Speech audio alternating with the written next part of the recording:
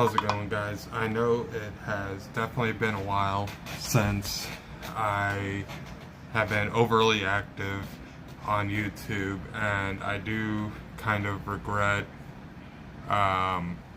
being overly active. But with that being said, I am going to start trying to be more active for you guys on here, and I decided I'd do a little bit of a live and see who wanted to stop by and possibly do a little bit of research, talk about some different paranormal stuff while you guys were joining in, if you guys decided to. With that being said, though, I do want to try and get some more future content going for you guys, and I do want to try and be a little bit better at being active on this channel, so that way you guys can get more going as far as being able to partake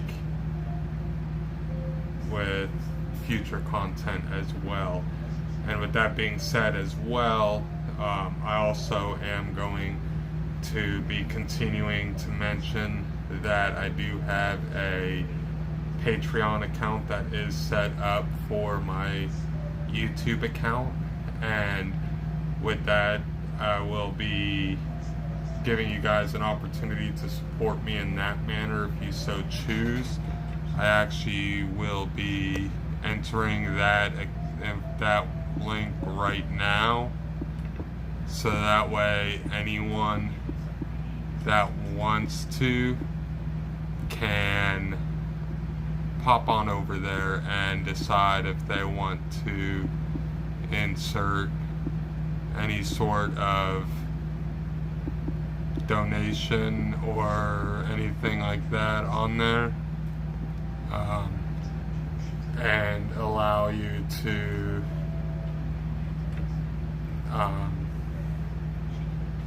see or choose if there's a tier that works for you on that. So feel free to pop on over there, see if you would like to partake in one of those tiers and support the channel in that manner. I will be getting this link shot out for this over on Twitter as well as on my Facebook, so that way we can try and get a few people in here and get this up and going, and then I'll start looking up some of the urban legends and stuff like that.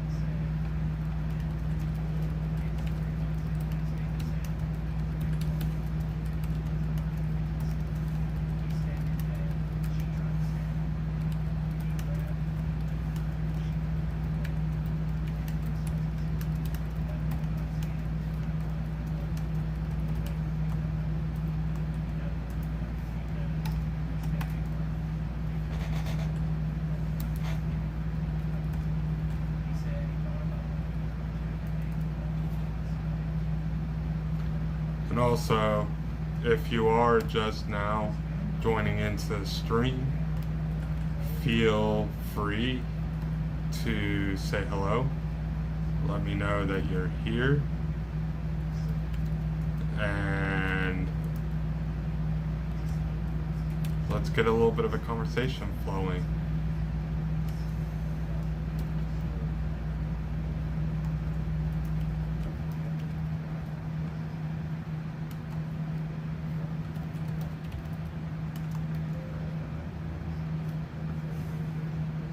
And if you do join in on the stream, feel free to let me know what type of urban legends have you heard about that you think are rather interesting, or is there any urban legends you've heard about that you don't think gets enough recognition or as popular as other urban legends?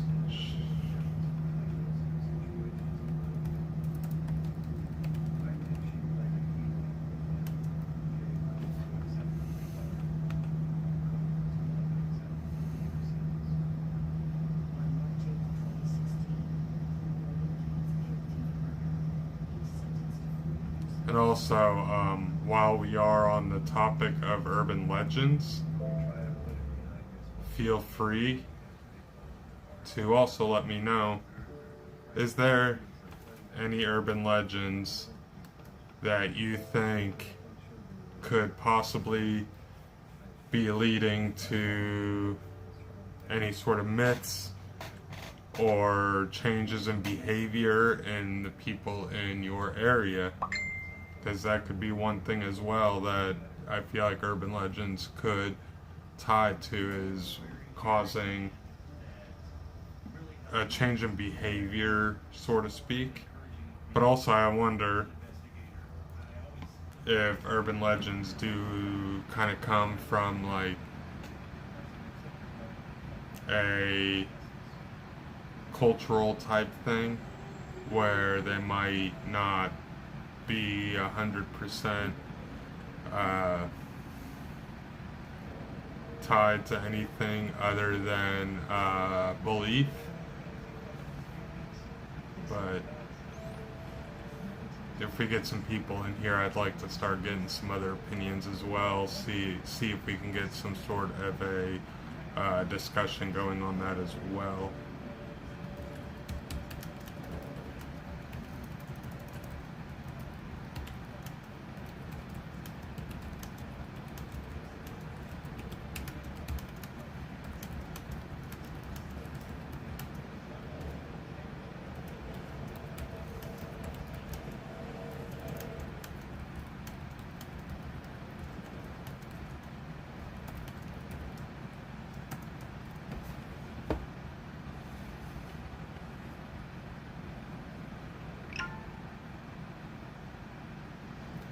And also,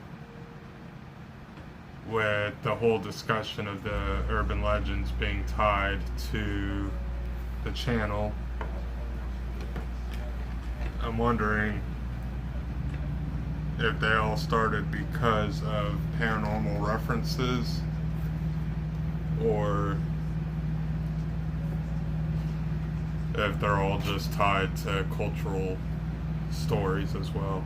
And hello there, welcome into the stream. Just kind of getting everything up and going right now and getting ready to start digging in and researching a little bit as well.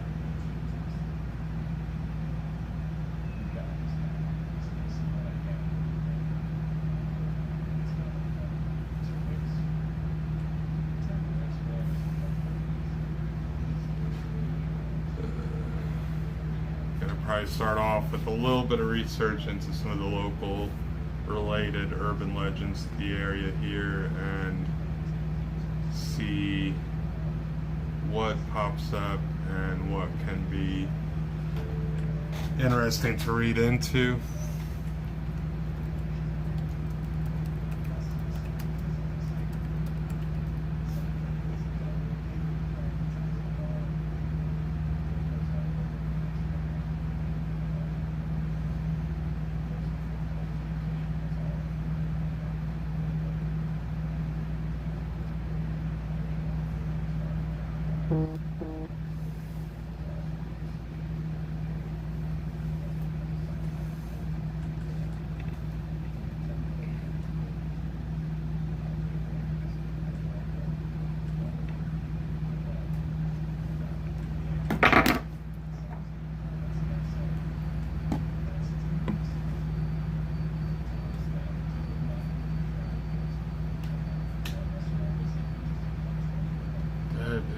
Definitely an interesting little bit that I found.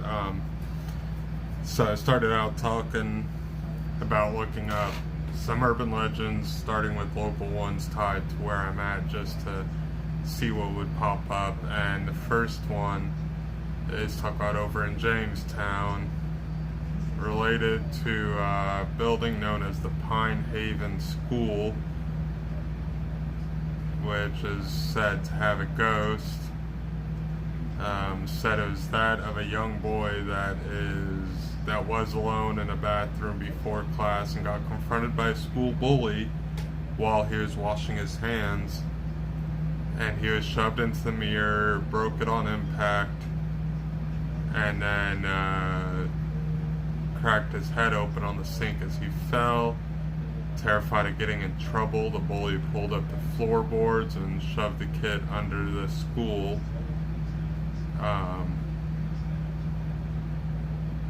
And it said that if you, according to legend, if you look in the mirror behind, or in that bathroom at the end of the hall, you will see the spirit or apparition of that little boy behind you. And in all honesty, in my full honest opinion, I think child ghosts or children ghosts terrify me more than anything else. I can see other spirits all day and be perfectly fine, but stick one little child ghost in front of me and it's like, nope, I'm done. I'm gone.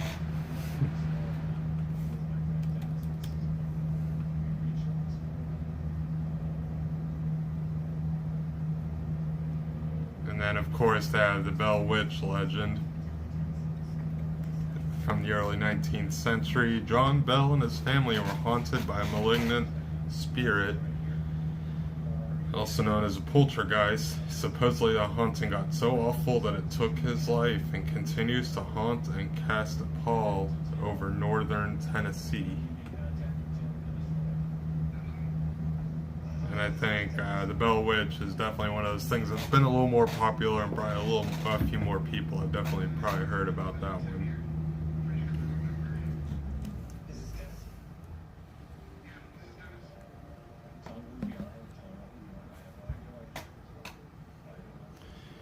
And then apparently we also have another one titled as Old Green Eyes.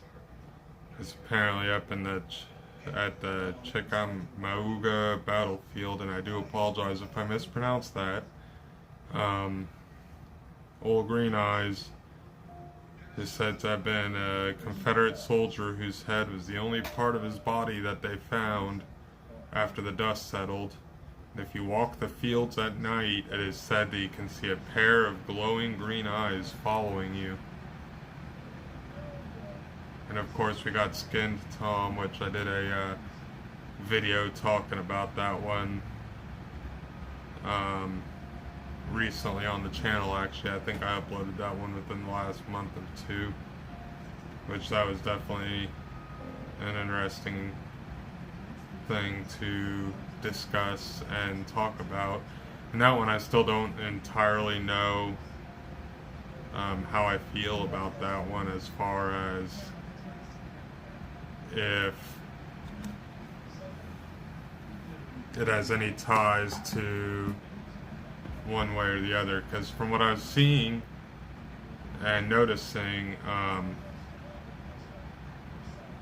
they had like 3 different legends that were, or 3 different outcomes to that legend, as far as why they believe he does what he does when he shows up. And I don't know if there's necessarily one that's more true than the other, or if there's any others that could be not spoken of yet.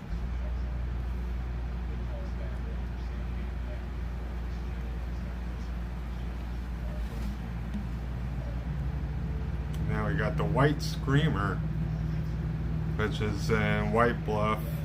You'll find locals whispering about it. Some claim to have seen the hulking white creature, while others merely lock their deadbolts at night. Legend has it that an old couple lived in the woods and hid their terrifyingly ugly child in the basement. When it grew old enough, it escaped, killed its parents, and streaked into the woods, only able to scream with abandon in the chilled night. Supposedly pets and cattle have fallen prey to the white being, which makes me kind of wonder if this white being is supposed to be like another variation of like the chupacabra that is said to go after cattle and livestock.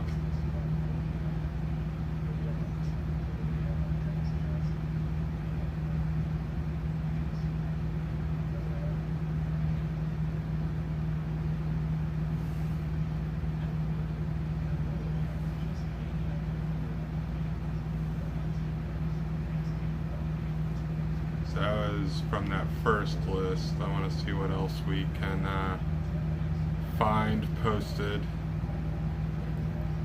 about some of these areas, of course, without giving away too many details, because I don't want to end up allowing people to exactly find me, so to speak. But we'll see what else I can find, and then if anyone does join the stream and feels like sharing the link around, feel free to.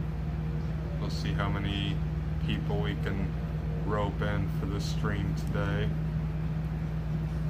And I have noticed that recently I have bumped up to 287 subscribers, so we're only 13 subscribers away from that 300 subscriber milestone, and that'll put us at about 700 subscribers away from being able to actually monetize and get access to monetization, which would actually be pretty cool if that could happen.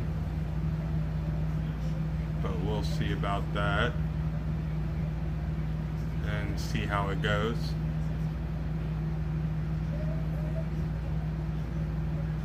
And pushed out the tweet there.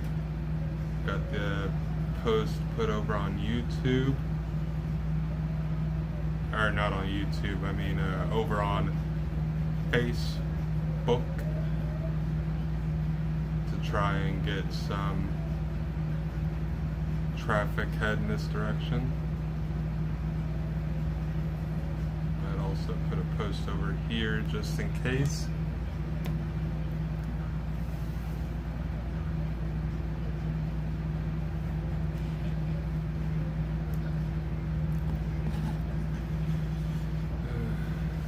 But I do want to try and get out and do some more explorations as well.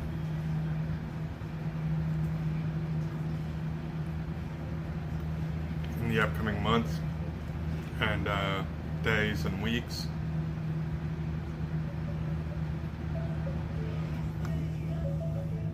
And get some more vlogs going as well, to see how that goes.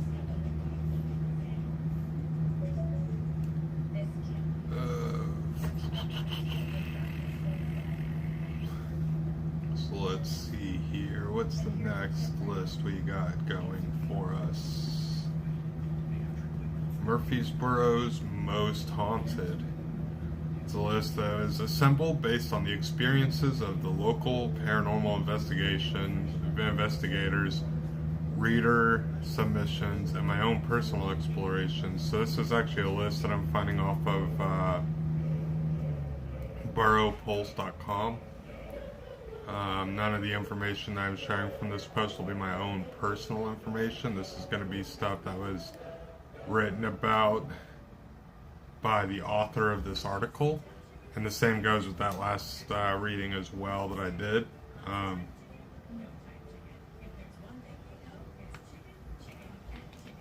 So I might tie some of my own personal experiences in with some stories here and there, depending on if there's anything that I come across that I might have a personal experience that I could tie to it. But unless I say otherwise, this is going to be all stuff that is found online, that I found while looking up to see what's available in my area and around the state in general. But according to this list, they are talking about one called the Stones River Battlefield. It's the site of more than 3,000 deaths and one of the bloodiest battles of the Civil War. Numerous sightings of ghastly apparitions have been reported for decades in and around this historic site or historic area. Entire troop formations that disappear without a trace have been witnessed there. And that is a little interesting. I myself have had a few experiences where I came across apparitions, though at the time I wasn't sure exactly what they were and didn't really interact with them. Most of my experiences are more tied to EVPs and stuff like that, so I don't really have too much of an experience with apparitions. But then there's also a post here about a thing called Social, that was known formerly as Blue Rooster and Bluesboro. Apparently there was a bar, or it was a bar that someone was hanging out at, and they would see some frightening things. And according to Shadow Chasers of Middle Tennessee, a number of electronic voice phenomenon have been recorded in the basement, which sounded like people playing billiards in an area with no pool table, which could be pretty interesting, of course. But I don't know for sure what that could have been, and would be kind of interesting to hear something like that. I have heard of times where you could go into a building and you might hear noises that might be tied to something that was going on at the time, such as music being played and footsteps and things like that. However, at the same time, I feel like it'd be interesting to see if it would be a actual intelligent haunting, something that would respond to your questions and your input, or if it's going to be something that is more to just kind of repeating whatever activities it had performed at the time that it was alive. More or less along the lines of, I guess, like what you would call poltergeist or something like that.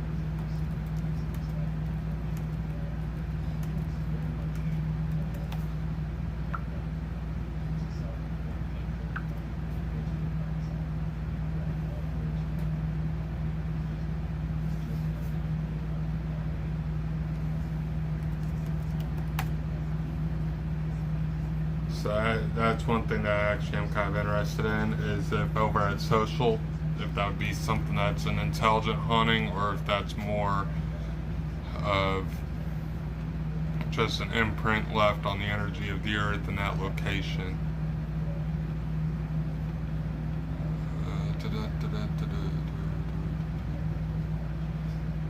Then there's the Davis Market, which apparently has a curse of Davis Market on it. It's actually the center of the universe. That's kind of odd. But there's more to this place than these urban legends. Some employees have experienced strange happenings like objects moving, doors slamming, and calculators running numbers when no one is around. Which, that definitely does sound like it's kind of an interesting little bit of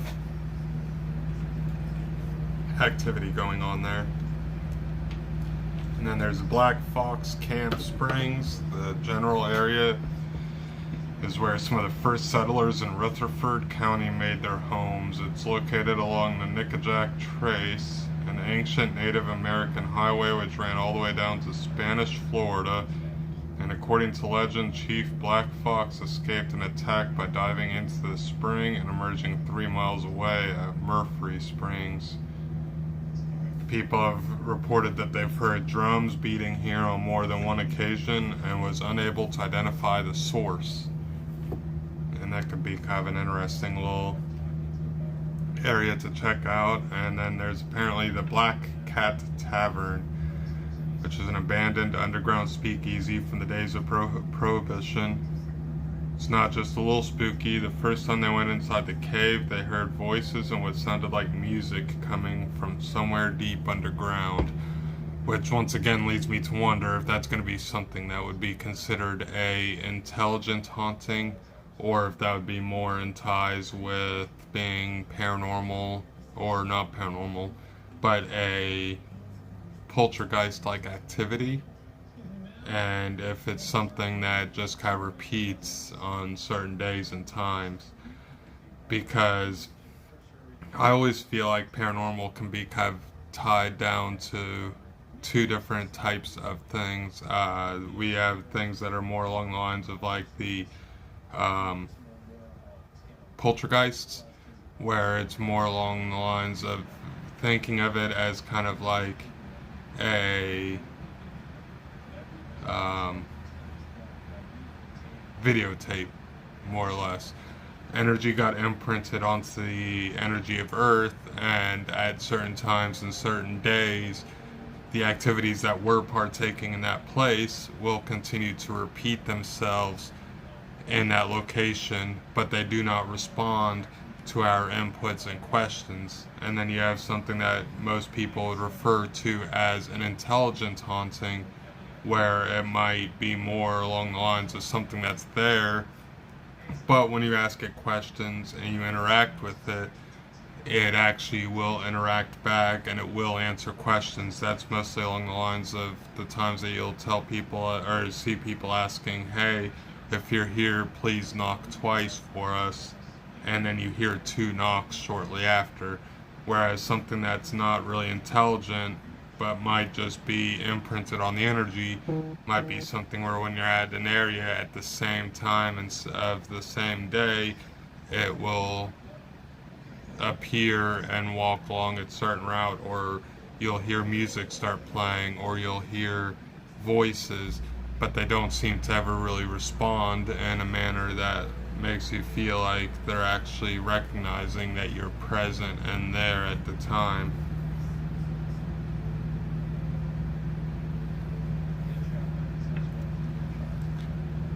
And at the same time as well, they can be known to appear in different ways, such as spirit orbs, apparitions, things like that as well in that manner.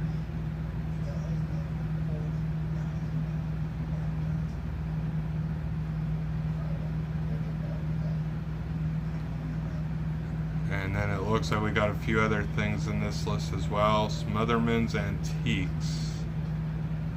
Melinda Blick of Stones River Paranormal considers this local antique store to be a paranormal hotspot. It makes sense that it might manifest some activity. The business houses a collection of items belonging to dead people in a building that has its own lengthy history.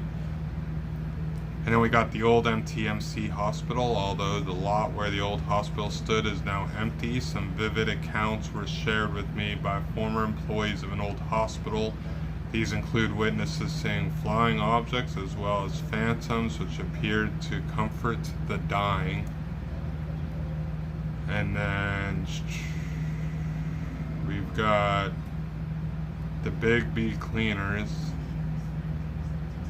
which is the haunted dry cleaners, which might not sound so spooky, but Big B was once the site of a local taxi service back in the 1920s. It was during this period that a murder took place, and it's believed that the victim still may be lingering.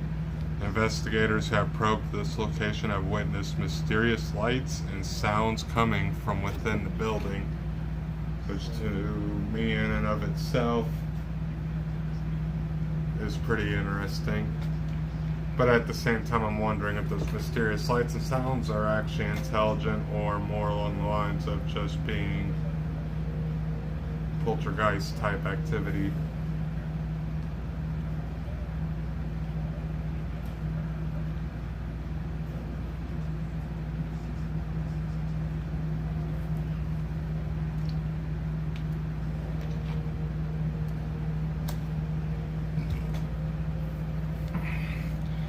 And then the last one on this particular list is the Oakland's Plantation. Although it has never been formally investigated, to the knowledge of the author of this list, this stately home from the early 19th century made the list by default. The location was home to a large number of slaves and was the site of an engagement between Union and Confederate forces during the Civil War. perhaps one day they will actually allow an investigation to take place, and the house will be able to validate whether or not it's actually haunted.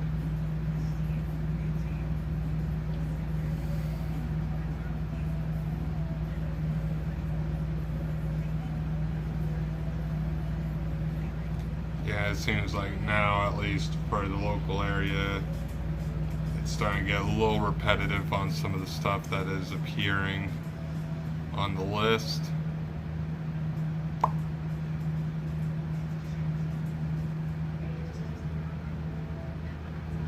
Hang on here, actually. So that Davis Market that we were discussing a minute ago, I actually did find an article that someone wrote about it, and they're actually talking about the actual curse of the market.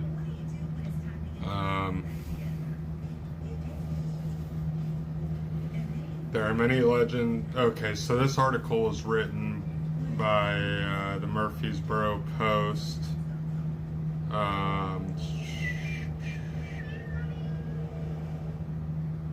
And it looks like Aaron Edgman. I'm sorry if I'm not pronouncing that name properly. Was a Post contributor. It was originally put up August 29th, 2010, and it's been updated October 26th of 2017. So, according to the article, it says that there's many legends surrounding it. Many have been around Murfreesboro for long, know at least one of them, but no one has any idea where they came from.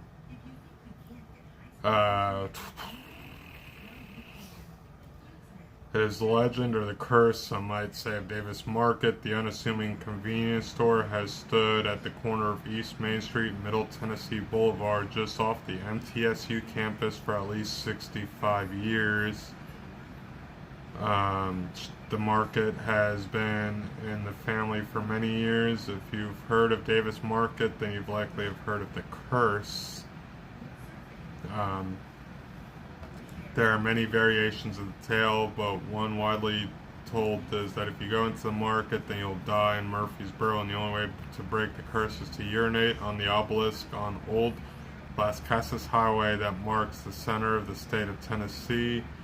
Also, it is said to be the center of the universe. Some even say the back freezer is a hell mouth. A lot of information to take in within a couple sentences, I feel like. Jennifer Cathy, who graduated from MTSU in 2003, has vivid memories of being told of the legends her freshman year of college.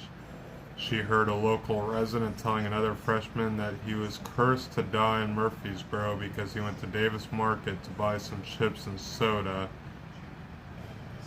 Apparently, another rumor is that Buddhist monks made a trip to Murfreesboro in the 60s and declared Davis Market the center of the universe. Other rumors have the Grateful Dead bestowing the honor. Glenda Langford heard rumors that when she was attending MTSU in the early 80s, and she and many others, it seems, believe them just like you do other silly superstitions. I remember riding with a friend when I first started at MTSU and being told that if I ever went in the store, I would find my way back to living in Murfreesboro because it's the center of the universe, she said. Of course, I went in the store anyways and didn't really believe them. I was raised in Lebanon, and after MTSU, I moved to Orlando, Nashville, Lebanon, and now back to Murfreesboro and been here 5 years. She said she never, they said they never planned to move back to Murfreesboro. And a lifelong resident of Murfreesboro also heard the rumors of Davis Market growing up. She tends to think that the curse is true, sort of. Either that or Murfreesboro's charm brings people back, Brock said. Davis Market was originally Adams and Davis Market until Gary Davis Sr. bought out his partner. She has been involved and Christine has been involved at the market since 1966, having married David Davis Sr.'s son before he died 15 years ago. I always promised my father-in-law that I'd never sell the store, Christine said, of why she held on to the market over the years. A lot of things have changed, but we are still here. Now, TL primarily runs the shop, but Christine and TL do enjoy their time working at the market that now primarily sells cigarettes, beer, soft drinks, and snacks. They get to know many customers by name and even develop relationships with the students who frequent the market, and we actually miss everyone, she says. When they graduate, they bring in their diplomas to show us they finally make it. She doesn't pay much heed to the legends. Every once in a while, though, someone will come in and ask questions about them. They said that sometimes MTSU students will come into the market laughing and saying they just urinated on the obelisk to break the curse of the Davis market. He once got a call from a man in Japan wanting to know if they could ship him a keychain from the store. And also now and again, customers will want to purchase something and will do their transaction from outside the door because they don't want to fall victim to the curse. She said what's odd about the market is that sometimes at night items will suddenly be misplaced on shelves, and she remembered a strange occurrence that happened 5 years ago. She said suddenly the store's calculator began running numbers and items started flying off the shelves. Sometimes they can hear doors slamming and he isn't sure where the noises are coming from. It does get pretty spooky in here if you're here at night, he said. They've both stopped short, however, at saying they think the market is haunted. Some legends have stated that Davis Market sits on or is near an American Indian burial ground. The Stevens don't know if there's any truth to those rumors either, though.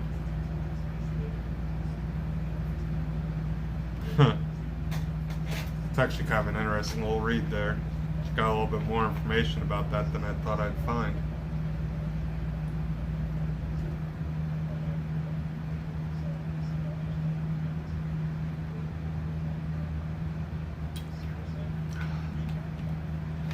But with that being said, let's see what else we can find.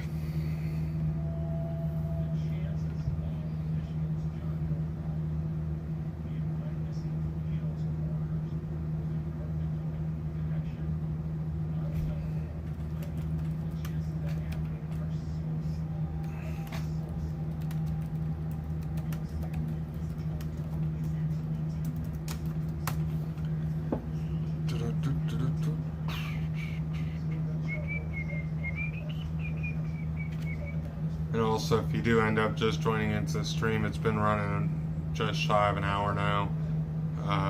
It's been about 40 minutes. I do appreciate you stopping in if you just happen to be stopping into the stream. And I do appreciate any sort of time that you spend hanging out here with us as we research over different types of legends and seeing what all I can find out. Primarily, I'm digging around about Tennessee and their folklores, but by all means, I'm always down to discuss and talk more in depth about any sort of paranormal related stuff, as well as what's being read.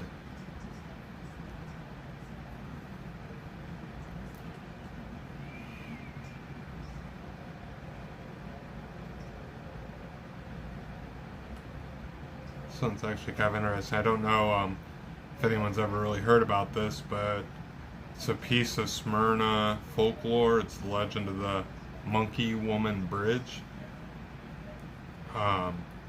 Many stories around town apparently describe some of the landmarks and everything, but apparently the story of the bridge adds a flair of its own.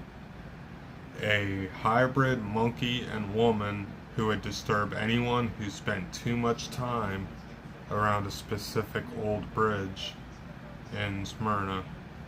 State historian Marty Luffman, who specializes in history for the area, said that he gets asked about the bridge a lot, Loveland said that while the story is nothing but legend, it's always a fun story to tell. The story unfolds in a number of ways depending on who's telling it, but Loveland's account describes a woman on all fours who is like that of a little spider monkey. She appears from under the bridge when couples would escape there in the dead of night to spend some personal time together.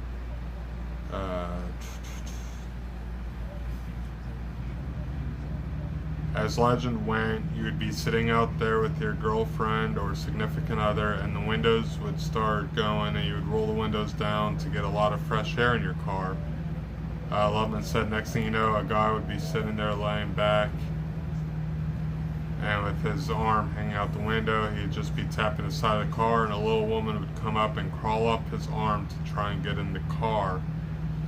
Then next, the story goes, the person being harassed by the creature on his arm would slap the side of the car to try and shake the monkey woman off. Thus, anyone traveling to the bridge slapped the side of their cars not to entice the monkey woman, but rather to shake her off the person's arm. While there are no known documented photos of the acclaimed monkey woman, one slice of credibility comes from a well-known Murfreesboro journalist, Ed Bell, who, according to Frank Caperton, president of the Rutherford County Historical Society, Bell allegedly visited the bridge to discover for himself what happened. Caperton said that during the 50s, Bell visited the bridge with his wife and had a bizarre experience of his own. He's a journalist who said that something jumped on the hood of his car, banged on the windows. However, he has acknowledged the story of the Bell's run-in with the monkey woman has likely been embellished over the years. However, in addition to that, he also may have been nipping at the bottle a little bit like he was known to do, according to Caperton. The story continues when a construction crew allegedly discovered the remains of a woman near the bridge when the crew set out to move the bridge. In '76, Jesse Messick, a figure known in Murfreesboro for curating the city's annual Uncle Dave Mackendays Music Festival, was helping to build Cannonsburg Village. According to Caperton, the construction company had planned to raise the bridge in Smyrna. The company manager told Messick he could have the bridge, and Messick accepted the offer. Construction workers were going up and down Stewart's Creek, and they came upon what looked like a camp, according to Caperton. It was at the camp where the workers discovered the remains. Little else is known about the Monkey Woman Bridge in the years since. The road which passes over Stewart's Creek via the infamous bridge has been rerouted. 1 mile lane replaced the road, and a concrete bridge sits not far from the first bridge location. And the location of the old bridge is now on a tract of private property. So it sounds like the legend will probably not disappear, but it looks like without any form of permission, no one can really go to and actually visit the bridge anymore, since it's on Paranormal, or not on Paranormal, on private property now.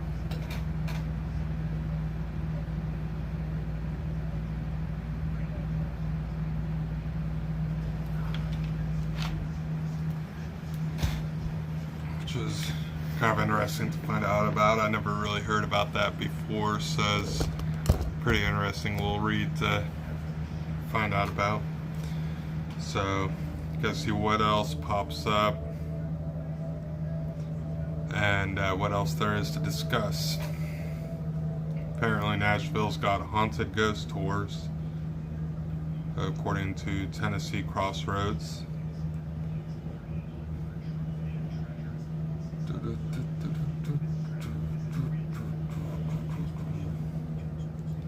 And I hope everyone's having a lovely day today, or night, or afternoon, or whatever time it is, depending on where you are located. Apparently, here's a report or article on Ranker.com. 12 scary stories to prove that Tennessee is the creepiest state. So we'll go ahead and load that one up, and then we'll also see what else is.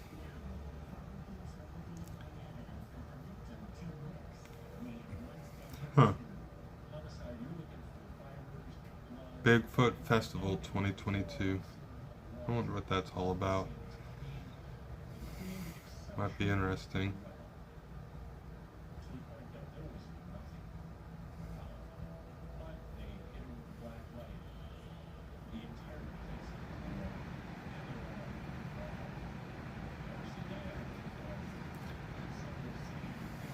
We're approaching on to the 46-minute mark. Might run this live stream for about an hour, maybe longer, depending on how things go with this live stream. And I might possibly, after this one, pop back on tonight. Don't know yet. Gotta see how it goes. See what happens and what comes down from it.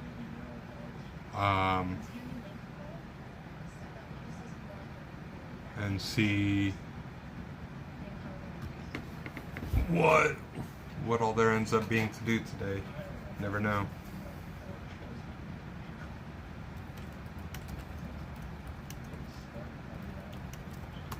I'm also thinking about reaching out and seeing if there's any paranormal investigation teams here in my area that I might be able to join along with for some of their stuff and record some of the investigations to upload onto YouTube, and see what type of content I can get from that.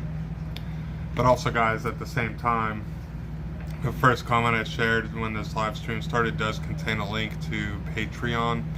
If you do decide that you want to support the channel in that manner, feel free to click on that link. It should give you the option between 3 tiers, and if you decide that you want to support the channel in that manner, feel free to click one of those tiers. It should be in increments of $5, $10, and $25. It's just once a month donation that gets paid out monthly, and it gives you access to all sorts of interesting little things, such as exclusive live streams and behind the scenes content, as well as many other things that will be available on my Patreon now that I'm starting to get back into producing more content for YouTube again. I'm going to be doing what I can to get better content rolling out, since now my work schedule has kind of evened out a little bit, and I kind of know what days of the week I will be free to do more stuff for this. I know for a little bit with starting the new job, my work schedule was a little hectic there for a little bit, and was waiting a little bit to figure out when my schedule would get hammered out and set out to know consistently what days of the week I'd have off and what days of the week I'd be available to make content for you guys. So going forward, with my free days being the middle of the week, chances are I'm going to be trying my best to at least host a live stream on Thursdays going forward, and then Tuesdays and Wednesdays I'm going to be spending recording, editing, and uploading. And then I'm also going to be taking time to find some content that I could be putting up onto Patreon as well, so that way that will give you guys an incentive to go over to Patreon as well if you decide to support the channel in that manner. So just wanted to throw a little bit of a tidbit out for you guys.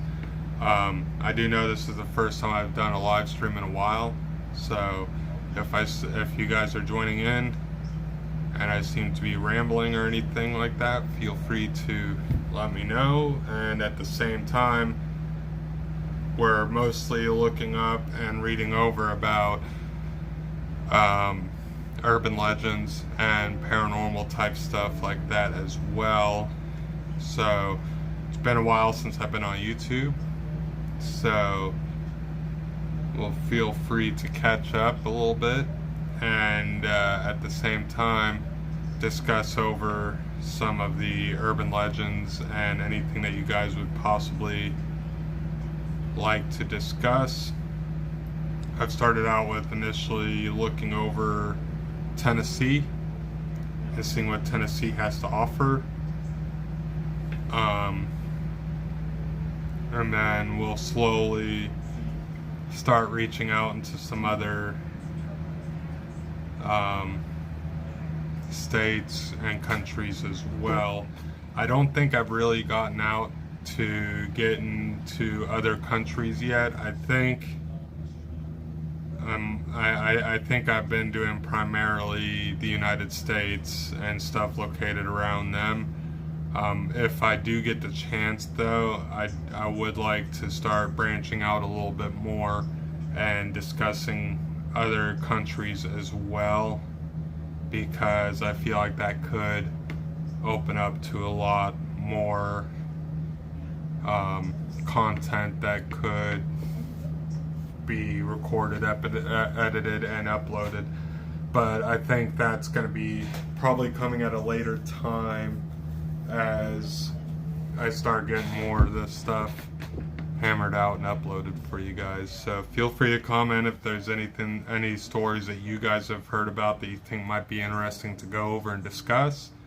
And at the same time, if you've partaken in my live streams in the past, as well as watched any of my prior content, then feel free to jump into the chat, say hey, and we'll catch up a little bit, since it's been quite a while since I've been regularly uploading.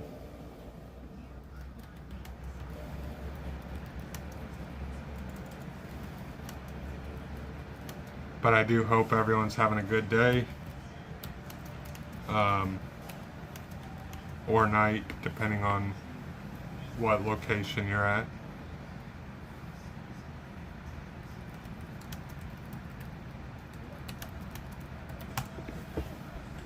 So let's see here.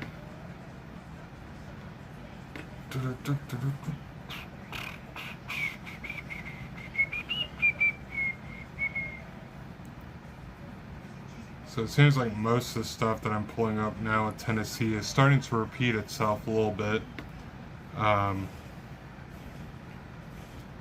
I think everything I've pulled up so far now is primarily reverting back to the Bell,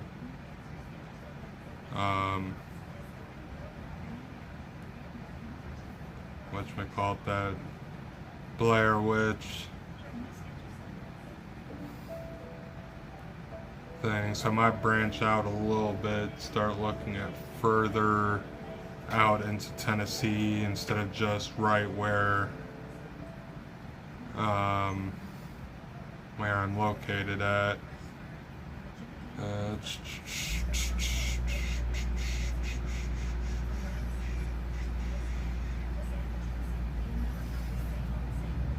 But we're closing in on the hour mark. Did not even realize how much time has been passing by as we go over this stuff.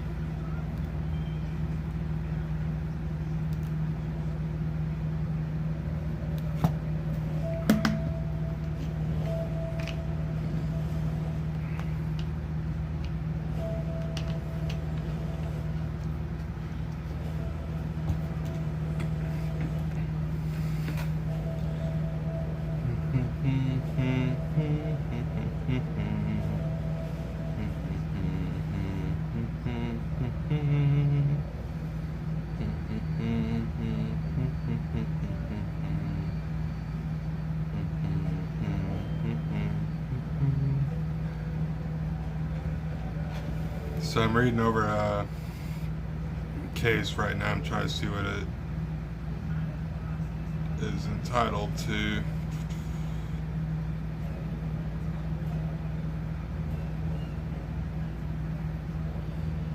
It seems like it's primarily discussing an urban legend, talking about Paula Herring.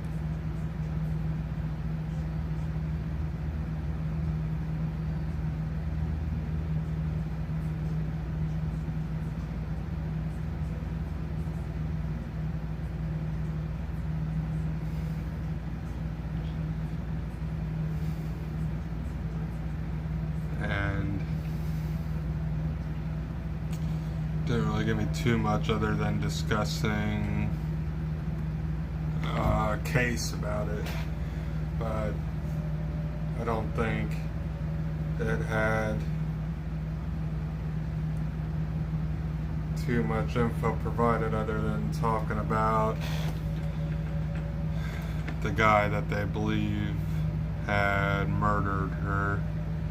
So I'm going to change it up a little bit. Instead of just going primarily with urban legends, gotta start looking into things known as cryptids. And cryptids kind of fit in a little bit with the urban legend aspect of things, because cryptids are creatures that are not considered to be of this world, so to speak. Those are usually creatures that people believe are supernatural to some effect. And when I'm meaning supernatural, I'm meaning in the effect that we're talking about things such as the Mothman,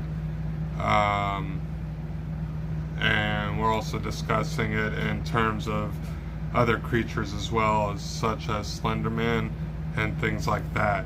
Like, these are creatures that just people report seeing them, but they don't fit the description of any known creature.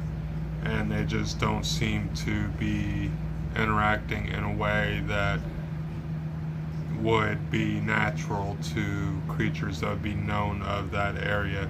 For example, we have things such as what's known as the knot deer.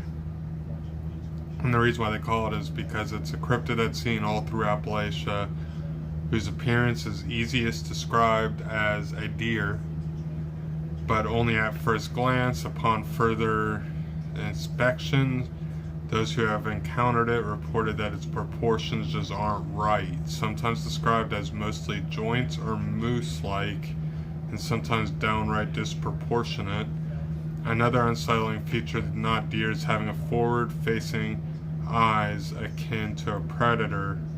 Almost every report has included that the creature just felt off, and that it was apparent that it had some level of sentience, such as the ability to feel emotion and sensation. As the sun sets earlier and But yeah, so there is something known as the knot deer, and apparently its proportion seems to be off. There's also something known as the Tennessee Wildman, who's not quite man, but not really a Bigfoot either. This creature, who reportedly is 7 feet tall with dark gray or dark red hair, eyes that are blazing red, and whose hair and beard hang down to its waist, was found roaming around McNairy County, Tennessee, extremely strong and fast, with a scream that could freeze a man's blood, and who seemed to target mostly women, according to the May 5th, 1871 edition of the Hagerstown Mail. Though none of its attacks were successful, the beast was known to silently approach houses, and if it was seen, would run off into the woods. There have been many reported encounters of the wild man all the way up to the 1970s, all providing similar descriptions.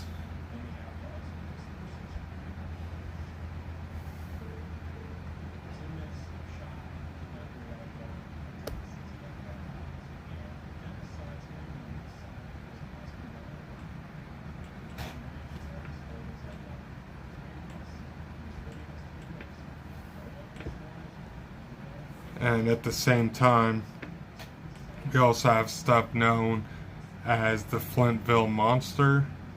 This cryptid is akin to the famous Bigfoot, but much more aggressive and dangerous. It lurks around Flintville, Tennessee, tormenting its inhabitants.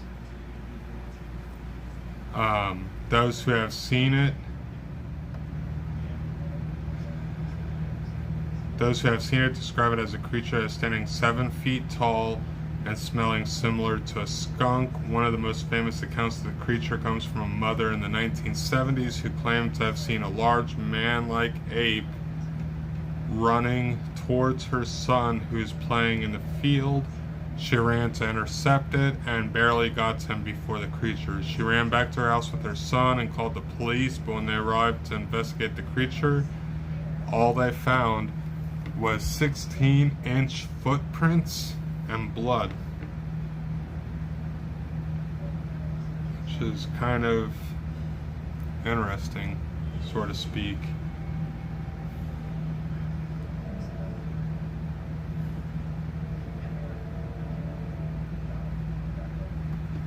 And then we also have the White Bluff Screamer. And in the small town of White Bluff, Tennessee, lies a spine-chilling tale of a wild creature. I think we discussed this one earlier in the live stream. Correct me if I'm wrong. But in the 1920s, in a hollow near a town, a man built a house for his family of 9. The story goes that almost every night as the family lay down to sleep, they were awoken by an ear-piercing shriek. And after several nights of enduring the sound, the man decided to hunt down the source of the noise. As he followed the shrieks of the creature, it led him back to his own home, where inside he had found that his family had been killed.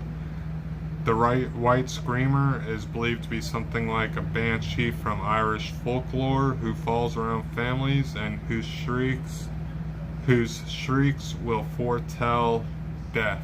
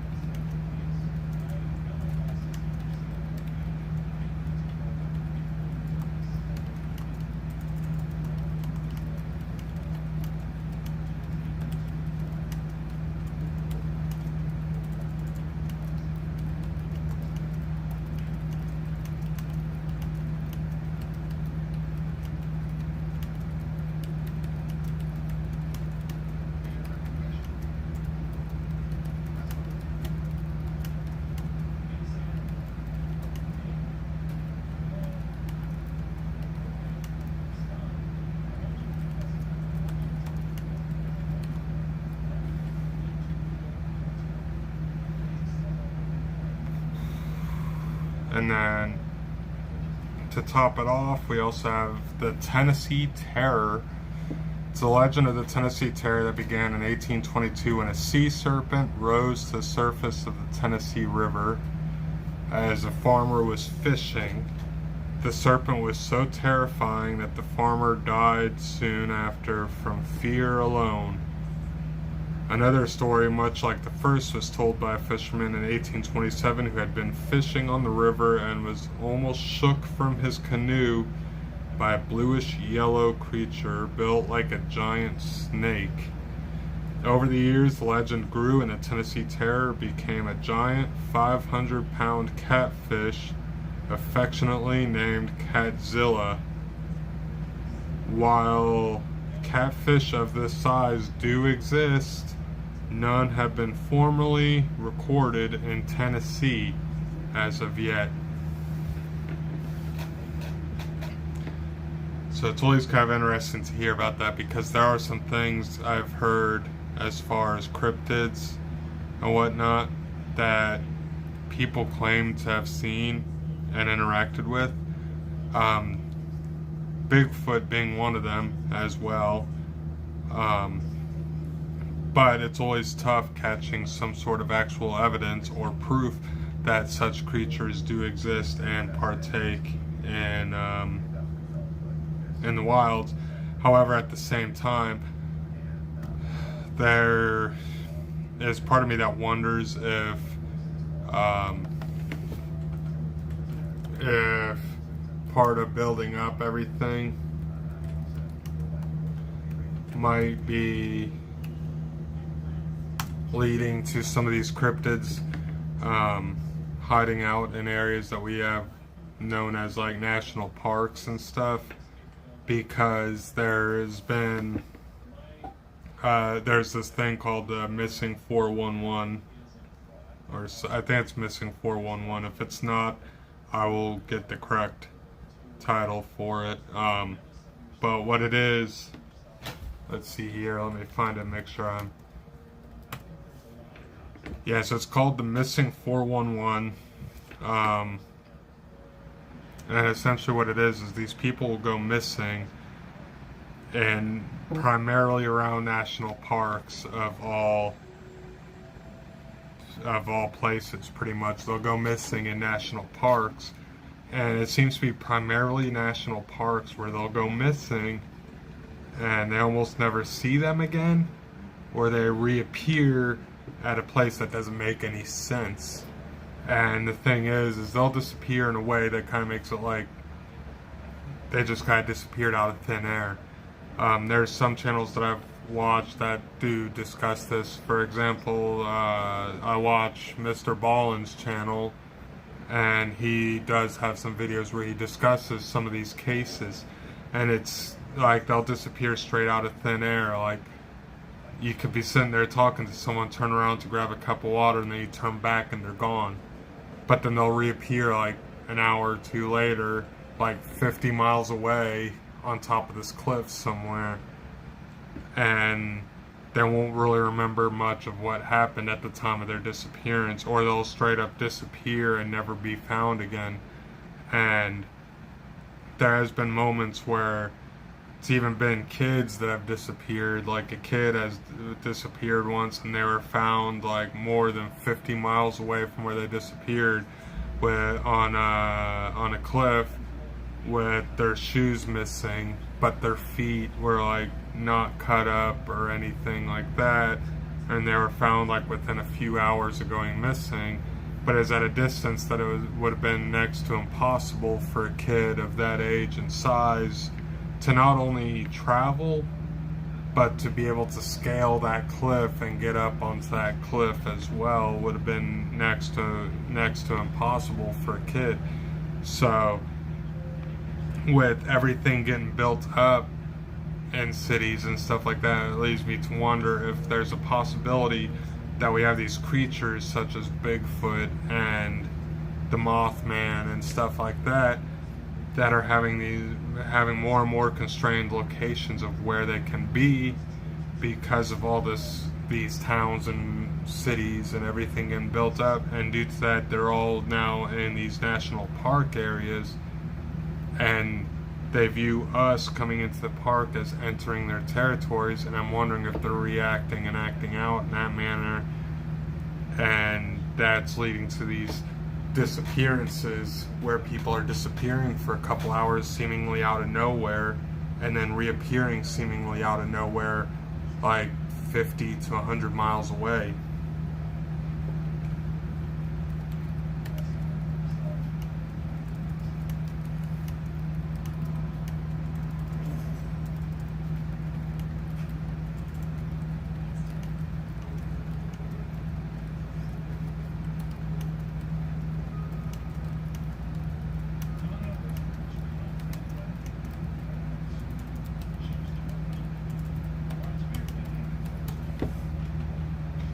But that's just kind of my 2 cents on that whole thing, though. So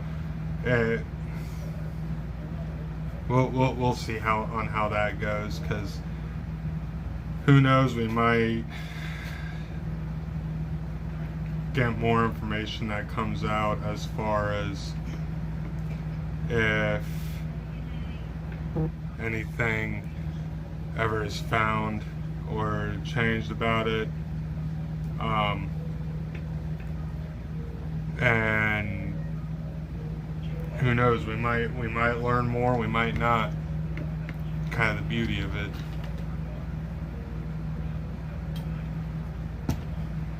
But so far, I hope everyone's having a good day.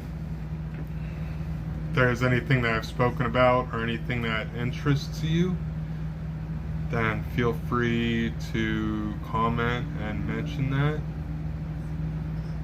See if that's something that, or see if there's anything that you think you might want to provide. I'll leave that all completely up to you guys.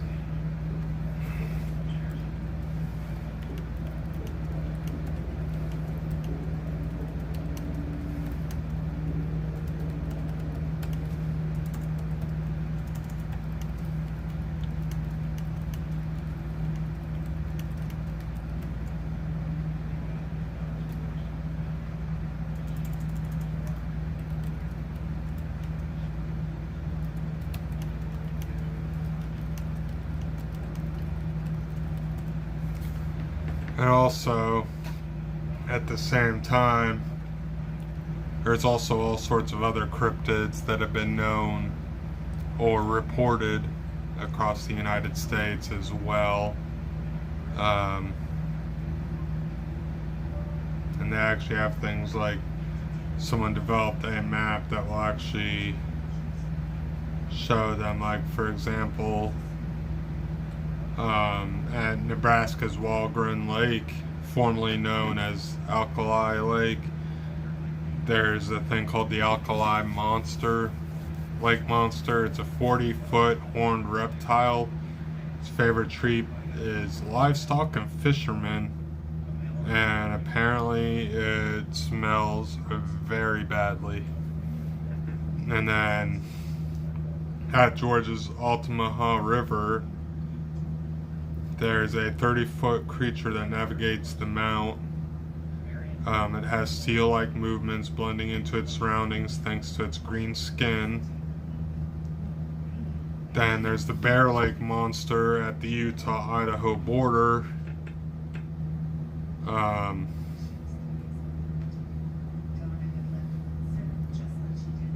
They apparently has a tall that it was later admitted that it was a wonderful first-class lie, but a person reported it, and the tall tale had continued to generate numerous sightings, turning the 30-foot water devil into a modest tourist attraction. Then there's also the Beast of Busco. In 1949, inhabitants of Churubusco, Indiana, reported seeing a giant snapping turtle which, despite a month-long turtle hunt, managed to evade its pursuers. The town now boasts a statue of Oscar the Turtle and annual Turtle Days held in June.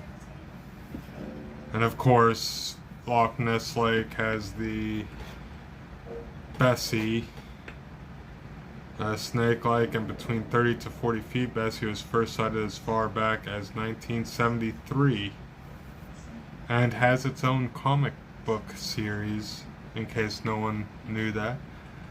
We also have Bigfoot, which a lot of people have really heard a lot about that one. Then we got Big Bird, a giant ape-faced bird that terrorizes the Rio Grande Valley. First spotted in 1976, it has blood-red eyes and a 12-foot wingspan. After a few months, the monster disappeared as mysteriously as it had emerged. Then there's Caddy, which is named after Cadborough Bay in British Columbia. Caddy is a sea monster said to frequent the coasts of Washington and Oregon. Then there's Cassie. Maine and Oregon both have a Portland, and also sea monster. The Pine Tree states Casco Bay is home to Cassie. Sea serpents were reported in the area as early as 1751, but have tailed off in the last couple of decades. Then there's Chessie, which is located at Chesapeake Bay, has its own sea monster, unavoidably called Chessie. Reportedly, it's 25 to 40 feet long. It was sighted most often between the mid-1970s and mid-1980s. and as recently as 2014, and is ranked as number 8 on the list of scariest sea serpents by Animal Planet.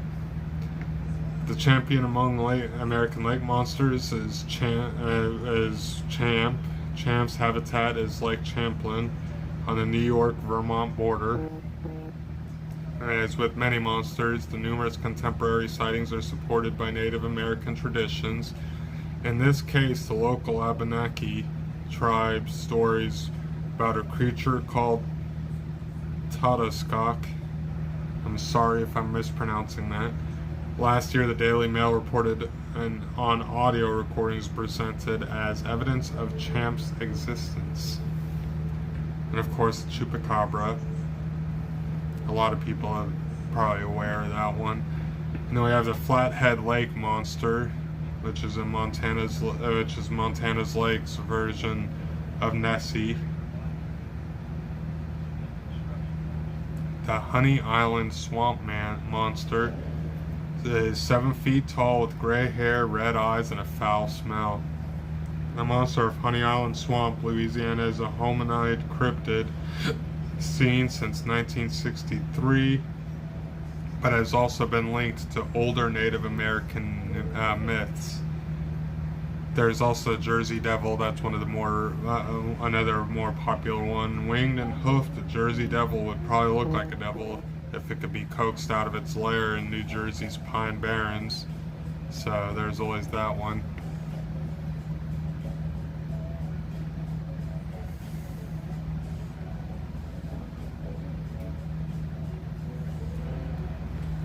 And then we also have Kipsey, or the Hudson River Monster. Could also be an unusually large and very lost manatee. The Loveland Frogman, humanoid frogs about 4 foot tall, first sighted in Loveland, Ohio. And I think I might have actually done a video of this one a while back. I don't know for sure, but I think I might have. These frogs were known to be about 4 foot tall, and they're bipedal, which means they walk like us humans do, and they had a habit of utilizing sticks and stuff like that as like weapons and tools in order to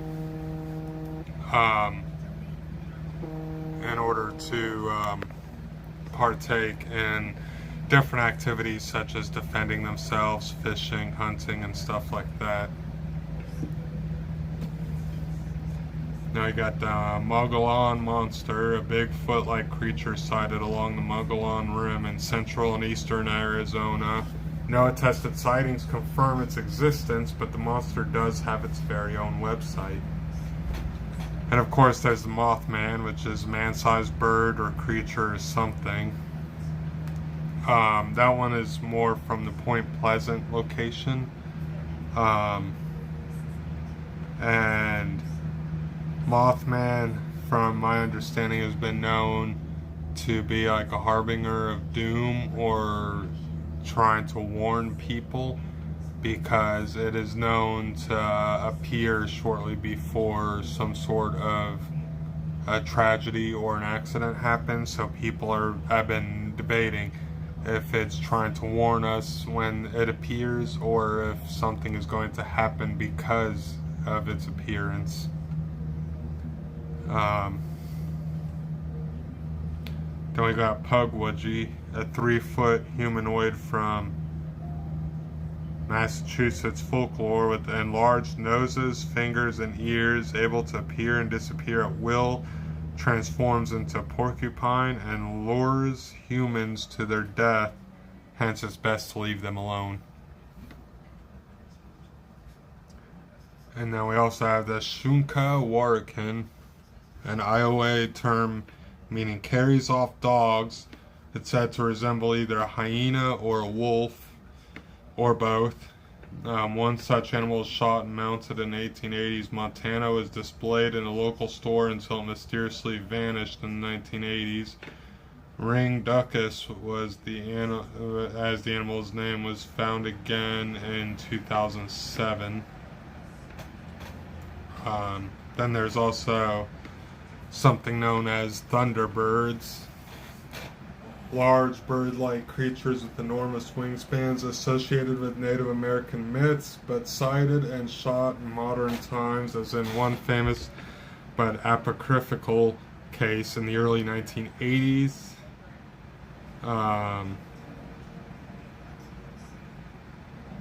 A picture of the dead Thunderbird nailed to a barn in Arizona is one of the many cryptid clues that have mysteriously gone missing. And I have heard about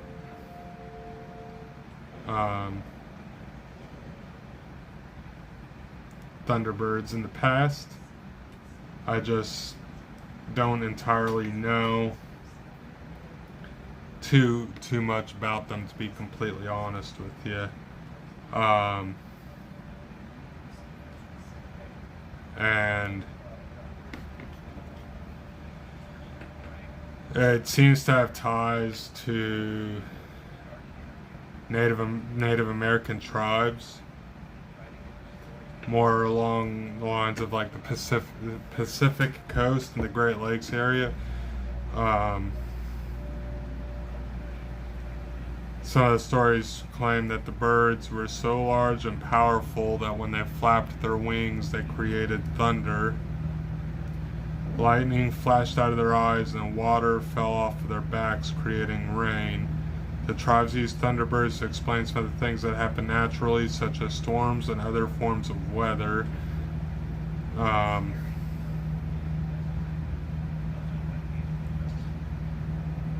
Then there's other stories that say there's a Thunderbird who battled an enormous killer whale. When the two beasts fought, they destroyed much of the land, knocking down trees and causing so much destruction. Although dangerous and powerful beings, Thunderbirds are also seen as benevolent nature spirits, and they sometimes assisted the tribes in their search for food during periods of famine. The igneous rocks known as thunderstones are the eggs of these creatures, according to some legends.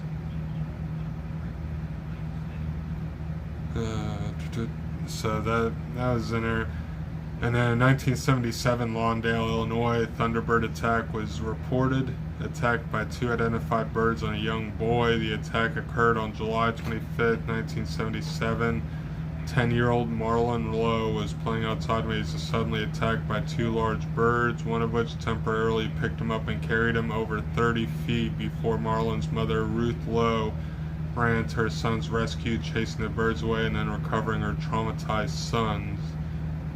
Reportedly, several eyewitnesses have seen the attack take place. The birds were described as having a white ring around their necks and a 4.5-foot body, with each wing approximately 4 feet long, a 6-inch hooked bill, 3 front claws, 1 back claw, and a large black body.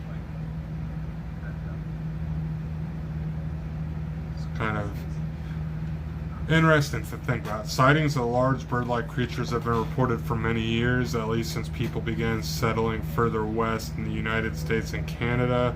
One of the most famous reports is from 1890, where 2 Arizona cowboys claimed to have shot and killed a large bird. It was described as having no feathers. It had a head similar to that of an alligator. The 2 men supposedly dragged the dead bird back to town after killing it. The report seems to suggest that this creature looked more like a pterodactyl or a dragon than any modern-day bird.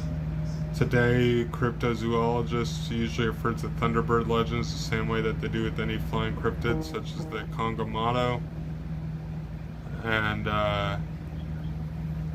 the Rock, the Ropin, and even sometimes the Jersey Devil.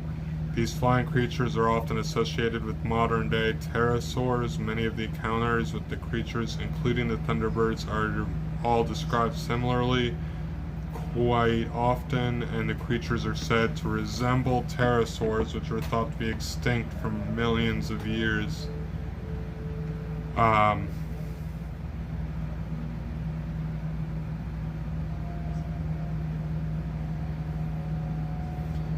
Thunderbirds may be modern-day Teratorns. However, this is unlikely since no flying bird bigger than an albatross or an Andean condor has been discovered in recent times, but then again, they could still live. Pterosaurs are suspects of Thunderbird sightings, but that seems far-fetched as pterosaurs, according to science, has been long extinct since the late Cretaceous, around 66 million years ago. Some exotic non-native birds like the African crowned eagles and Andean condors possibly escaping from captivity may have played a role in the Thunderbird sightings, with African crowned eagles said to have caused so-called Thunderbird attacks and Andean condors being mistaken for the larger mythical Thunderbird at first glance. Thunderbird sightings may have been hoaxes made by mistaken identifications of real Native American birds, pranksters, or cryptid enthusiasts. It's kind of an interesting little bit of a read there.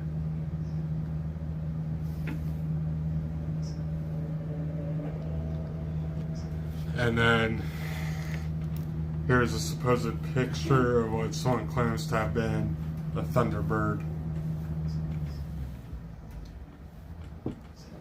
And you can see how large that thing is and compared to the human that's standing next to it. So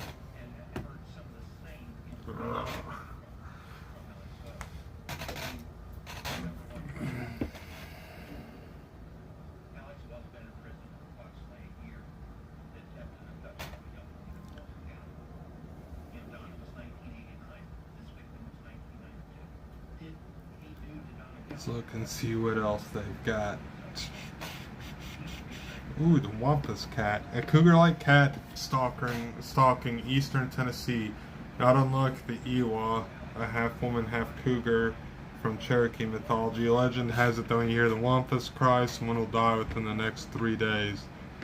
The Wampus Cat also apparently steals children and smells horrible.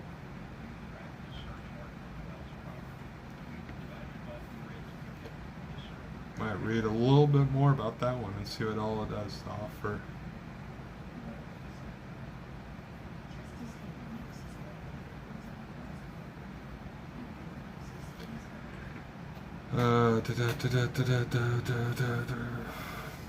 Local legend gives numerous accounts where the Wampus Cat came from, but one thing that everyone agrees on is that it's been scaring the bejesus out of people in northeast Tennessee for hundreds of years.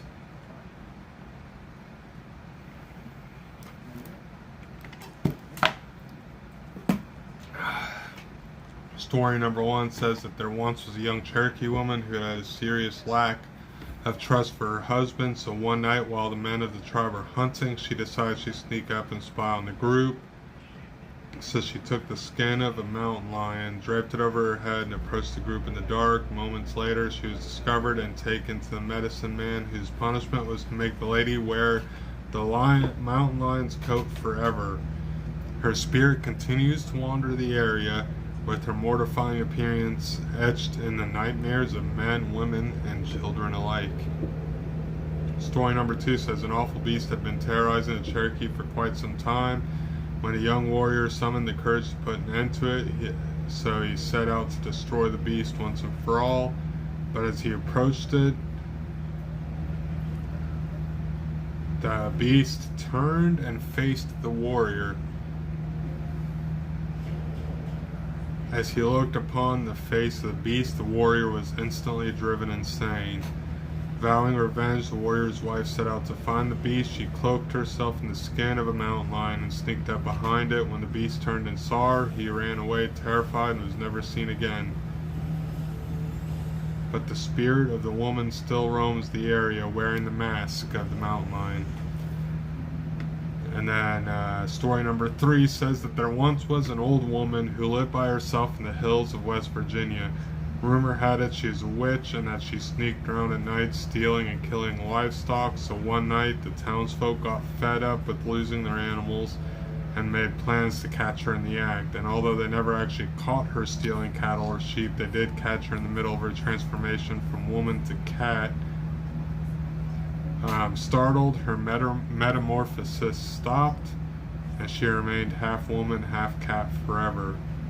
Just like Sasquatch and the Loch Ness Monster, sightings of the Wampus Cat are too abundant to count. It has been throughout northeast Tennessee and eastern Kentucky, Virginia, and West Virginia, and has been spotted in the campus of the University of Tennessee in Knoxville. And some say it makes its current home in the sewers below the city of Knoxville, which would explain the Wampus Cat's terrible odor. So if you see a half woman, half cat walking upright with luminous yellow eyes, you're most likely to be tempted to run screaming in the opposite direction. But if you manage to keep your wits about you, I only ask that you do the one thing that no one's managed to do thus far, and snap a photo.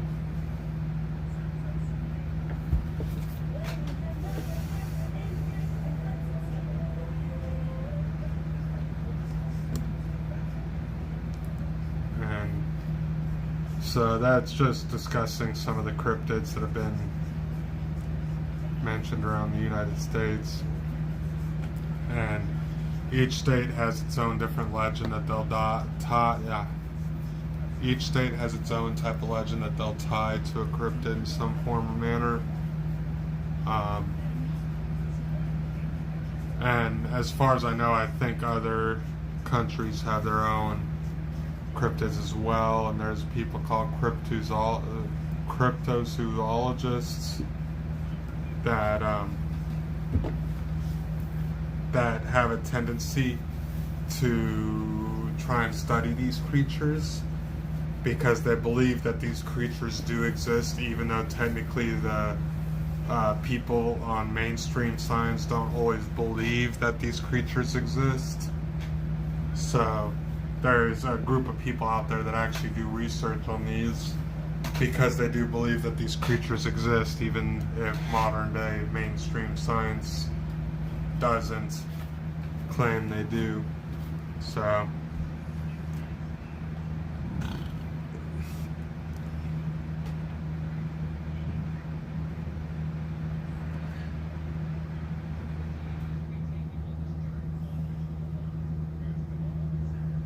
and I do appreciate everyone that joins in and jumps up to partake in the video, because I do enjoy being able to interact and take part with each and every person.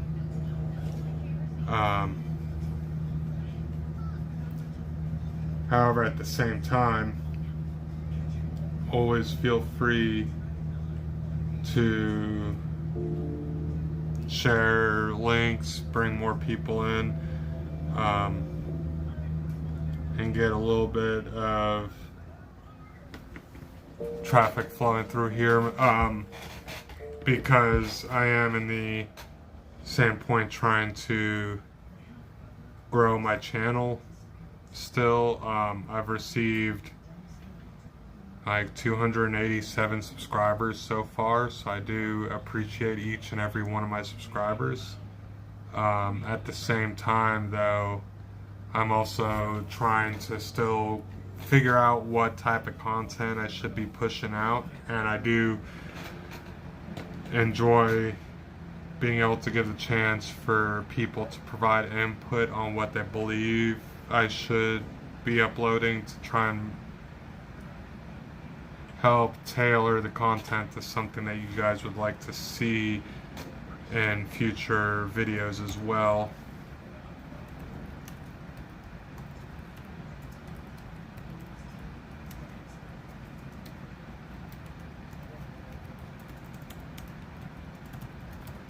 And I do have that comment pin that at the beginning there for the Patreon link. So if there are people that's coming into this live stream that would like to support the channel in that way, feel free to click on that link. It's got 3 different tiers. You don't have to if you don't want to, but feel free to do so if you would like to.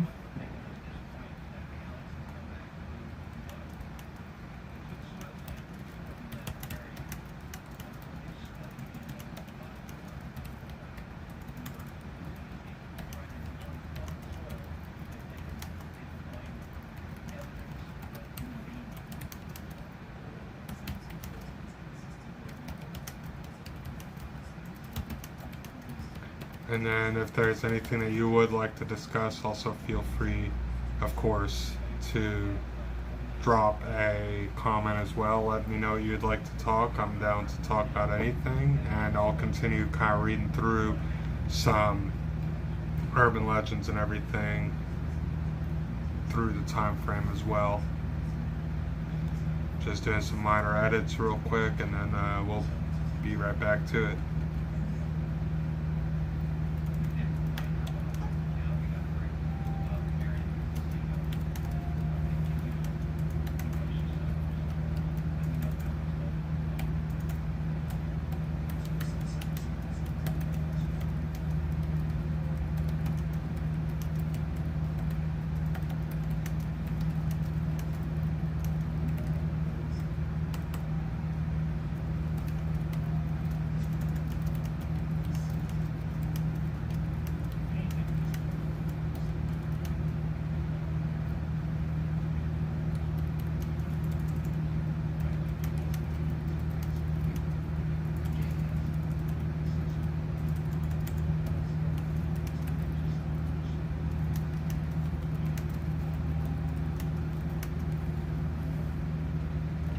I also am not 100% sure of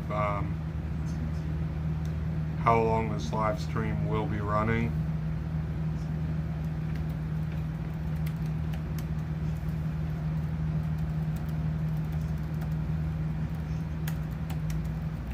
So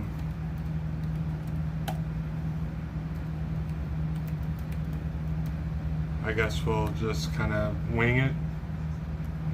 I was originally planning to run this for about an hour, but we're closing in on 2 hours now. So, who knows, it could end up being like a 4 or 5 or 6 hour live stream for all I know. I mean, I'm not complaining. I got the day off and I got the night off, so it's not really interfering with my work at all.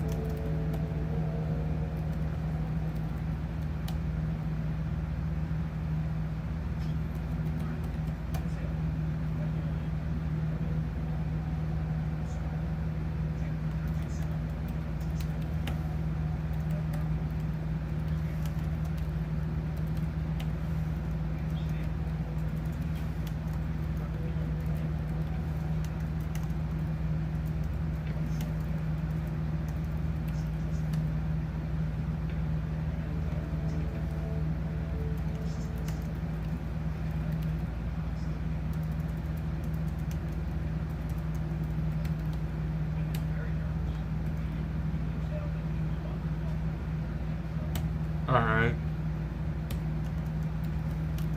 Well, I've seen the number kind of bounce up and down a little bit too, so I think we've been having a few other people that have been bouncing in and out throughout the time frame.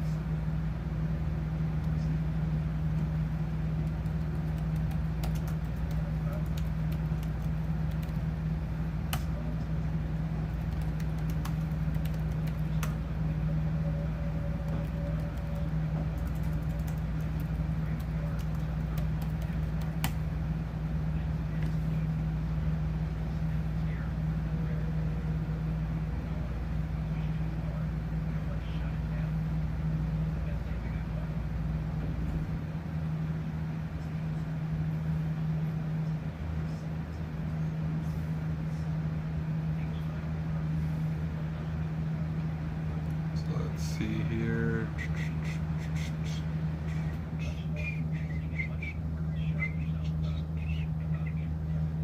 Did a few edits there, and gonna let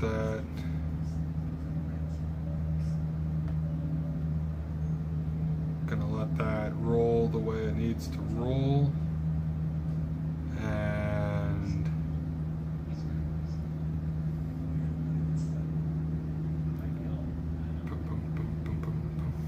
okay, so I got description put in there. Also gonna be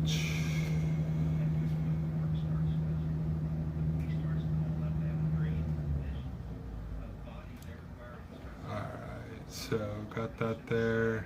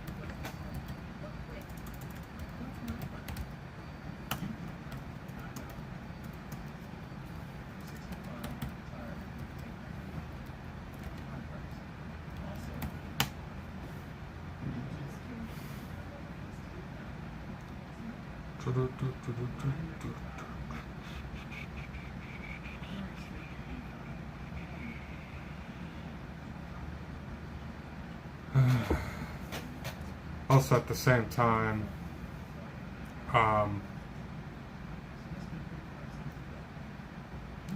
don't know how many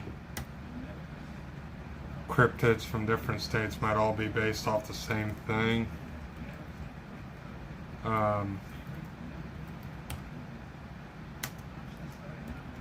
If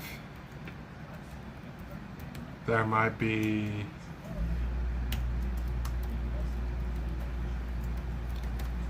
paranormal ties to all of them, or anything like that,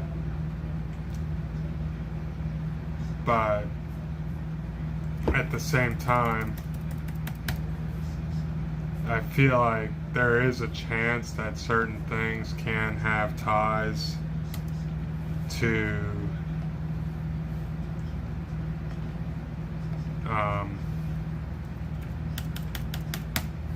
the same type of legends, if that makes sense.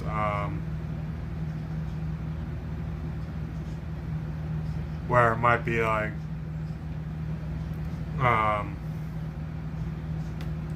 one creature could potentially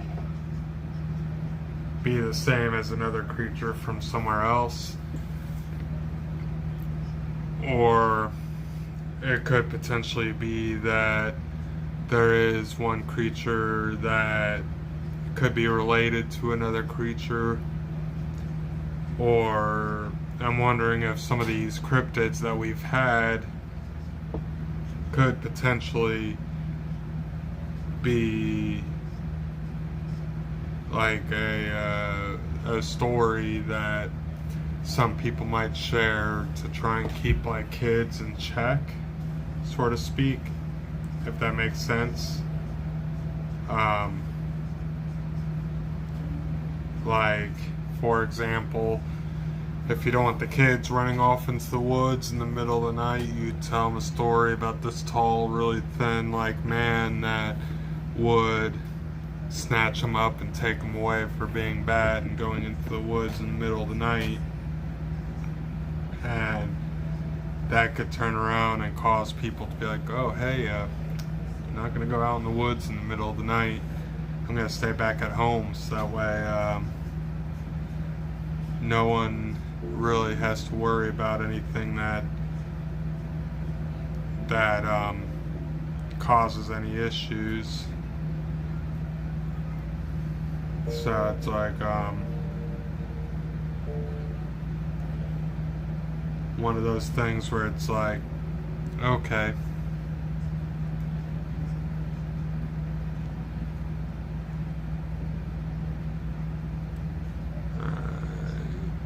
and then at the same time, it's like, if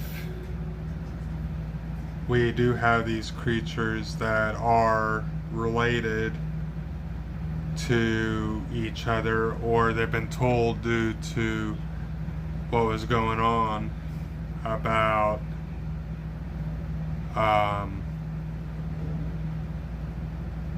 what's the word for it, or if it's actually been a can't even think of the word for it, or a story that was shared to keep kids in check or family members in check. I wonder if there's creatures in the area at the time that could have possibly led them to believe this type of thing was actually what was going on.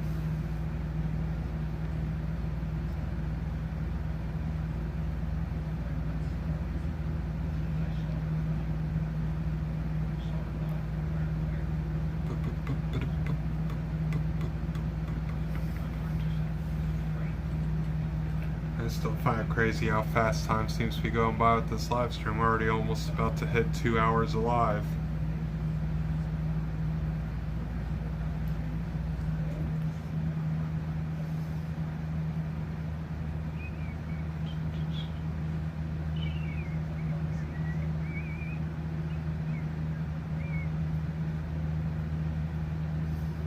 And I do want to pass a thank you as well, because I do see that we've received one Patreon over on the Patreon side, so I do appreciate that. Thank you very much. Remember, guys, if you do catch this live stream even after it has ended, that first comment that I posted is the link to my Patreon page. Feel free to donate or subscribe if you feel so inclined to support the channel in that manner. It does help the channel out. It's just once a month. It's a monthly subscription base. Gains access to polls, exclusive live streams, and also can get access to behind the scenes type footage, and also be able to possibly decide what type of content comes up in future uploads as well.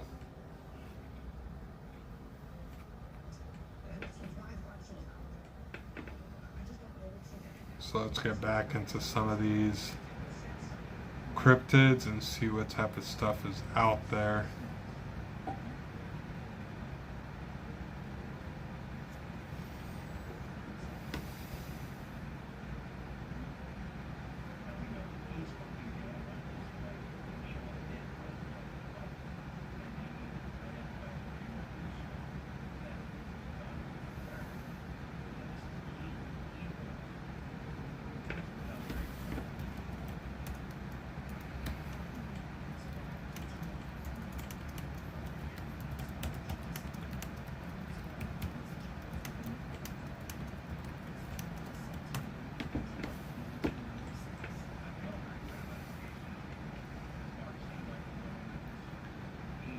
Actually thinking about it, I'm probably going to be reading over some stuff for probably about the next 10 minutes. And then I might take a break from a live stream at that point once we hit the 2 hour mark. And once we hit the 2 hour mark, I'll take a break for a little bit and then probably come back later on in the afternoon to stream some more. And I might vlog a little bit while I'm on my break too. Who knows what yet. We'll just kind of see how that seems to go. But if you missed this one, chances are I'm going to live stream again this evening. And you're always welcome to join in on any future live streams as well.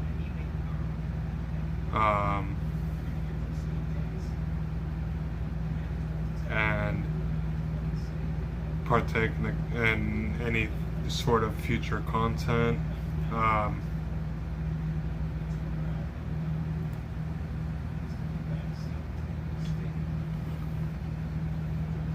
I'm going to try and do my best now going forward to be more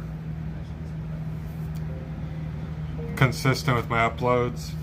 I'm more consistent with my live streams and try and work the best to my ability to be able to upload more consistently. I know in the past I've made mention of it, and it's been one of those where I'll get on a good little streak for a while of uploading like I should, and then I won't upload for a while because in all honesty life kind of gets in the way sometimes and makes it a little tough to keep things going consistent. But at the same time, sometimes that's what ends up happening. Life gets in the way, knocks you off track of what you plan to do, and slows you down from what your goal is. But I feel like at the same time, even with the slowdown, this channel's still been able to grow. This channel's still gaining subscribers. We've gone from like 270 subscribers a month or so ago up to 287, and we're 13 subscribers away from hitting 300 subscribers already. That would be, at that rate, once we hit depending on how long it takes to hit 300, that'd be putting me on a rate of hitting 100 subscribers every year that I've been uploading content to YouTube. That put me at about 100 subscribers per year so far. And I feel like as I keep putting some more content out there and uploading more stuff, I'll slowly get better at uploading stuff, but at the same time that's going to create a bigger archive of videos for people to find, therefore allowing more viewers to find my content and potentially start speeding up the amount of subscribers I gain. And that's why I'm wanting to, over the next couple months now, that my work schedule's been kind of hammered in and set and solid now, of getting a regular uploading schedule going again, get regular streams going. I'm gonna try and shoot for every Thursday to live stream, and gonna try and get a vlog out on either Tuesdays or Thursdays. And I'm gonna try and aim to try and get an urban legend related video out every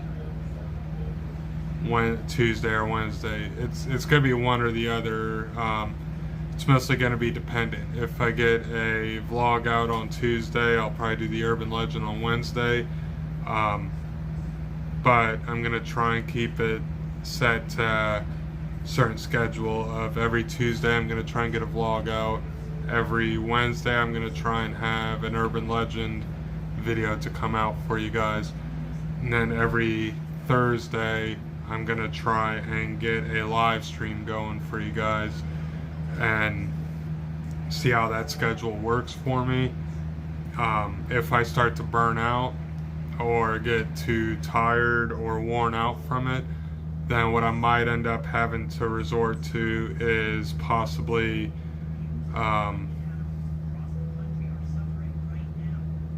knocking it down a little bit, to where maybe I might do a vlog and a live stream, or I might do an urban legend and a live stream, just to ensure that at some point I am able to at least keep some sort of a content coming out for you guys more consistently. I do know that at the end of the day I want to have at least one form of content coming out every week for you guys, so that way I can at least be able to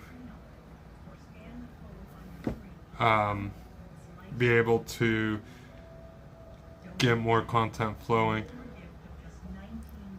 Hey there, Dempsey. Any reason why you had to move states? There's a whole multitude of stuff that had come down that eventually led to it, in all honesty. Part of it was because due to the cost of living down where I used to live, things were just incredibly expensive as far as rent and everything was going, and I just wasn't entirely able to afford it completely on my own.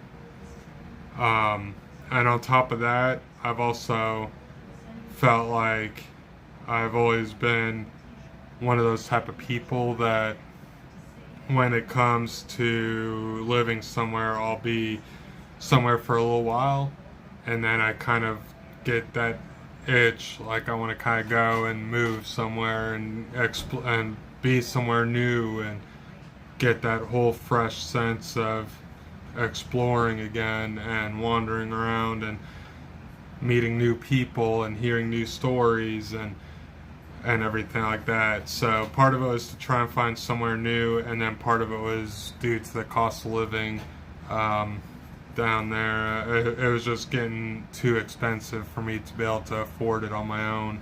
So I decided to head a little further north, try somewhere new, see how it goes, and then go from there. And I hope that answers your question for you.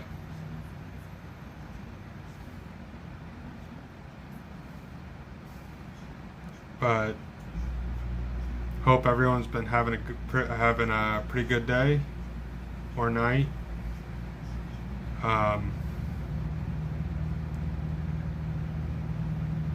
It's been a pretty steady flowing day here,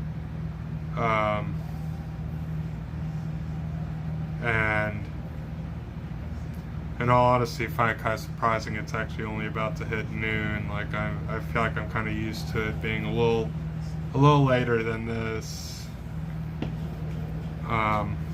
when I'm usually up and moving. But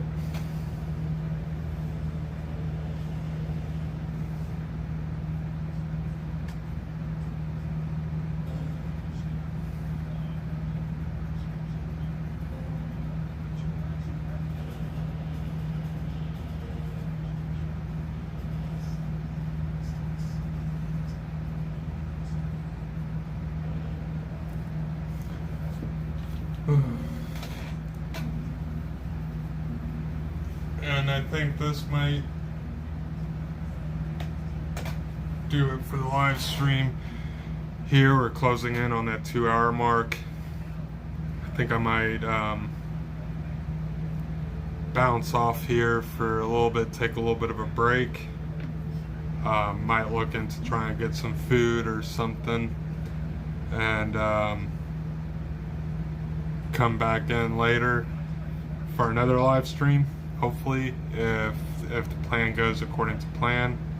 I hope those that did bounce in enjoyed the live stream, and I do hope that if you find this live stream after it has ended, that you would be inclined to join me for the next one. I'm probably going to do another one this evening, and then going forward, I'm going to try and aim to at least run at least once every Thursday. I'm going to try and figure out the best time frame for me to do a live stream. It'll either be morning time or it's going to be running in the evening time frame, depending on how it goes. So I think that's going to do it for now. If you guys want to, feel free to subscribe and click the like button as well, and then I'll go ahead and catch you guys in the next live stream. And if it doesn't happen this evening, the next one will be next Thursday for sure. See you guys later.